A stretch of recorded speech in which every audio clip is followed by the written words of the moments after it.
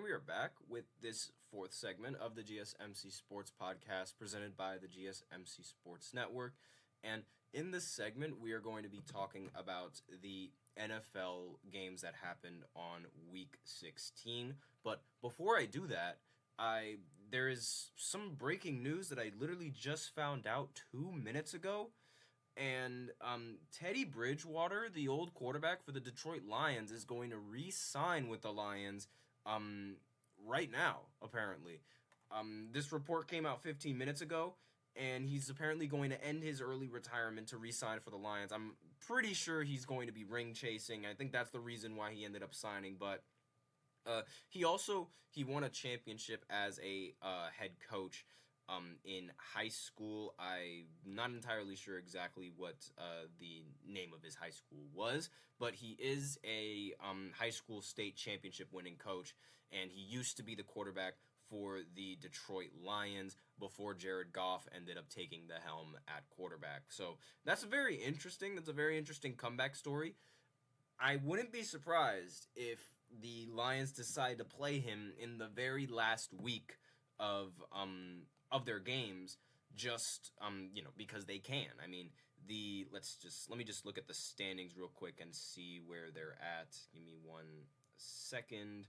And the Lions, they're head first in the division, and they're also first in the NFC.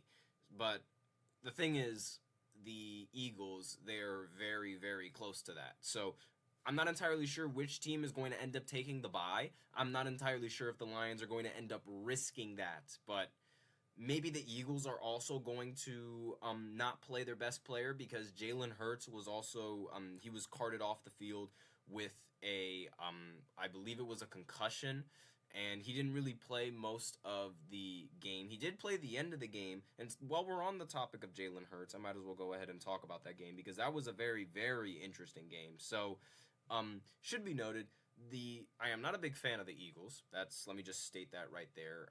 Actually, he did not. Jalen Hurts did not go back into the game. He was carted off, and it was left to Kenny Pickett to win the game in the end. But regardless, the Eagles, they are 2 drops away from being 14-1 in the NFL.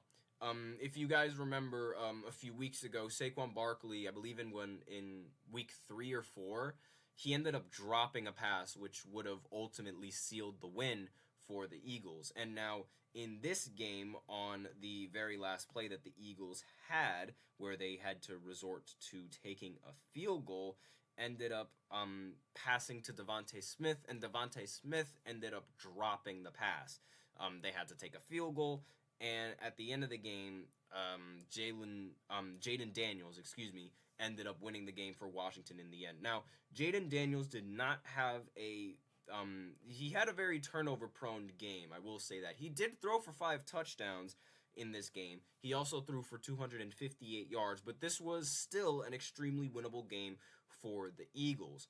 And he threw 2 interceptions, 2 really bad interceptions, but ultimately ended up making the comeback in the end against the Eagles. As a Giants fan, I love watching the Eagles lose. And this moves the Commanders to 10-5 and the Eagles to 12-3. Washington, they started out with a turnover on downs. Then Philly ended up responding with a touchdown. Washington fumbled, which was a very, very bad turnover, I will say that, in the return. And then the Eagles, they responded with another touchdown to make the score 14-0. Washington had to punt. Then the Eagles, they threw an interception, which Washington responded with a touchdown to make the score 14-7. But then the Eagles responded to that on a 2-play touchdown drive to make the score 21-7 to end the first quarter. So already great scoring so far. Then Washington responded with another fumble, but the Eagles had to punt. But then they answered with a touchdown after that punt. Washington answered with a touchdown to make the score 21-14. Eagles punted, Washington punted, Eagles punted. Then Washington threw an interception, and then the Eagles missed a field goal, which could have tied the game at the end of the day. Then to open up the third quarter and to open up the second half, the Eagles ended up making a field goal to make the score 24-14. Then Washington fumbled again, but then the Eagles could only respond with another field goal to make the score 27-14. Then Washington responded with a touchdown, make the score 27-21. Eagles punted. Then Washington responded with another touchdown to make the score 28-27 after they ended up making the field goal, of course. And then not the field goal, the extra point, excuse me. Then the Eagles, they ended up taking a field goal to make the score 30-28, and then Washington threw another interception. And this was the point for the Eagles to seal the game. This was the point for them to win the game in the end. And they had possession. Devontae Smith dropped the ball. And that ultimately led to the Eagles taking a field goal to make the score 33-28. And then Jayden Daniels did what Jayden Daniels does and ended the game with an extremely clutch touchdown drive as well as a 2-point conversion to make the score 36-33. And there was no time left on the clock, so that was that. And that was a very upsetting loss for the Eagles, and a loss that I was not really expecting to come from them, especially with the amount of turnovers that the Commanders were giving them. Like, it was a game that they did not have the right to lose, I guess you could say, because like the Commanders, while they did score 36 points, they still played rather ugly. Again, those turnovers that I mentioned, the constant fumbles and the interceptions from Jayden Daniels, those were unacceptable, and the Eagles, they just failed to capitalize on it properly. Part of this could be because Jalen Hurts wasn't in the game, and but again, this is why no matter how good the running back is and how valuable the running back might seem, a good quarterback is always going to be more valuable than a good running back. Saquon had 150 yards on this in this game, and he also recorded 2 touchdowns on the ground. But of course, it wasn't enough because the Eagles did not have a competent quarterback in this game. Kenny Pickett is not a competent quarterback, and they ended up losing the game, proving what I said several weeks before. No good running back is more valuable to a team than a good quarterback, because look what happened when the Eagles ended up losing their quarterback. Granted, this might not necessarily be on the quarterback's fault, regardless of which quarterback it is, because Devontae Smith dropped a pass, but regardless, this was still a very disappointing way to lose if you are an Eagles fan. The Giants, of course, they lost to the Falcons 34-7. But on the bright side, the Raiders, they ended up winning against the Jaguars. The Raiders won 19-14, which ultimately puts the Giants at number 1 in the draft lottery. And you know what that means? It means either Cam Ward or Shedeur Sanders is going to be the next quarterback for the Giants. That is exactly what it means. An embarrassing loss because the Giants ended up losing 34-7. But regardless, you take the good from the bad. You have to take the good with the bad because there's a lot of bad when you're a Giants fan. The Titans, they ended up losing to the Colts in this game. The Colts ended up winning 38-30. It was a very close game. I did not really expect the way this game to turn out the way that it did, because usually the Titans, they start out strong and then they collapse. Here, they started out weak and then they finished strong, but they ultimately ended up losing the game in the end. So, nuances here and there, but usually just the average performance from the Titans. The Bengals completely destroyed the Browns. They won 24-26. Joe Burrow completed some ridiculous passes. He threw for 3 touchdowns, 252 yards. And a ridiculous passing touchdown when he was about to hit the ground, but he let go of it, and he threw the ball, and it ultimately ended up hitting somebody in the end zone, which was incredible. The quarterback situation for Cleveland is terrible. There was no Jameis Winston in this one, but that still did not mean that the quarterback for the Browns did not throw interceptions, because he did. Dorian Thompson-Robinson ended up throwing 2 interceptions. He has yet to throw a touchdown this year, and he has thrown 5 interceptions. Not ideal. The Lions, they ended up destroying the Bears because, of course, they did. Caleb Williams has been playing very well at quarterback. He ended up throwing for 334 yards and 2 touchdowns, but still, he ends up losing these games. He hasn't thrown an interception in a very long time, and still ends up losing these games. Jared Goff was not Jared Goof in this matchup. He ended up throwing for 336 yards and 3 touchdowns, and the Lions scored on a trick play where they acted like two players slipped. The running back and the quarterback acted like they slipped, and then Jared Goff threw a touchdown and said, "Hold this." The Panthers, they ended up stunning the Cardinals in this win. They ended up winning 36-30 in overtime after Kyler Murray sent the game into overtime. Kyler did not really play well in this game. This was more of the James Conner show for the Cardinals, where he ended up recording 117 yards on the ground. And for the Panthers, Bryce Young, 158 yards in the air, but still 2 touchdowns is 2 touchdowns. Chuba Hubbard played very well in this one as well, 152 yards on the ground with 2 touchdowns. But in that overtime game, the Panthers, they ended up scoring the ball first, and they ended up winning the game in the end. The Rams ended up beating the Jets because, of course, they did.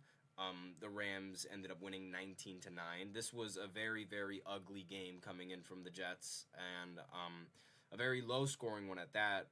Aaron Rodgers threw for 256 yards and 1 touchdown, but that was not enough to go up against Matthew Stafford and Kyren Williams. Kyren Williams ended up recording 122 yards on the ground, which is never good. I mean, with the Jets, what is good with the Jets, honestly? Vikings, they ended up beating the Seahawks 27-24. Very, very close game in this one, even though it started out very close and it came down to the wire up to the very end. Sam Darnold threw 3 touchdowns and 246 yards in the air. Geno Smith threw for 314 yards in the air, but threw 2 interceptions as well as 3 touchdowns. Bills, they ended up narrowly beating the Patriots after Josh Allen had a little bit of a stinker performance, which might hurt his MVP cases, but it was reported that Josh Allen throughout the entire year has been playing with a broken hand. I don't know how real that is, but if that is real, that is incredibly awesome. Like, he is just a dog. That's just what Josh Allen is. But again, 154 yards, 1 touchdown, 1 interception, not really helping his MVP case with this kind of performance, especially after Lamar Jackson just completely destroyed the Texans on Christmas. But Drake May ended up recording 2 touchdowns and 1 interception, 261 yards. They were really close, but no cigar. The Dolphins, they ended up eliminating the 49ers from the playoffs. The Niners are not going to make the playoffs. Brock Purdy ended up recording 313 yards in the air, 2 touchdowns, 1 interception. I am smiling so hard because one of my friends is a diehard Niners fan, and he could have swore that he was going to make the playoffs. He could have swore that he was going to win all of these games, and every single one of the games that he thought he was going to win and the Niners were going to win, they ended up losing, and now they're eliminated from the playoffs. Madden curse is real, and that's just karma for him.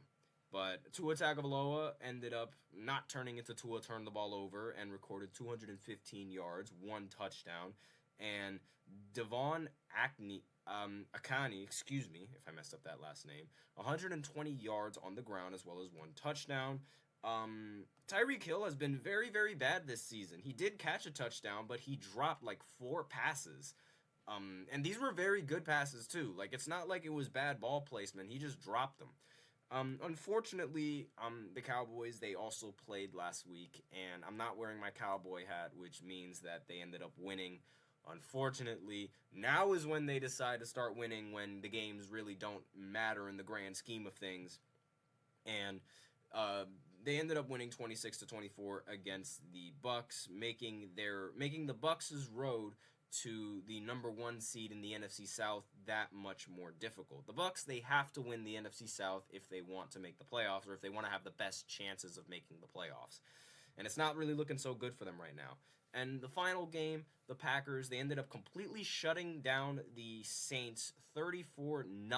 It was a shutout game in Lambeau. It was, what makes it funny was that there were reports that the coach was practicing with the quarterbacks in like in a freezer or something like that, in a very, very cold room, to try and get them ready to play in Lambeau, and that did not work at all. They did not score a single point in this game, and Spencer Rattler threw an interception and accumulated 153 yards in the air. This was just a complete smacking coming in from the Packers. It was not even close. The game was never competitive. Of course it wasn't, because the Saints scored no points. I mean, it's just very funny because that was the outcome. They were like, "Oh, we're going to be practicing in a refrigerator or wherever it is that they were practicing in," and they put up a stinker. Like that's just absolutely hilarious. But it's all that I really have to say. So, with that out of the way, we're going to go ahead and get into the final break and then we're going to get into the last segment, which is going to be looking at the NBA power rankings that were actually released yesterday. So I'll be right back after this short break. Be sure to stay tuned.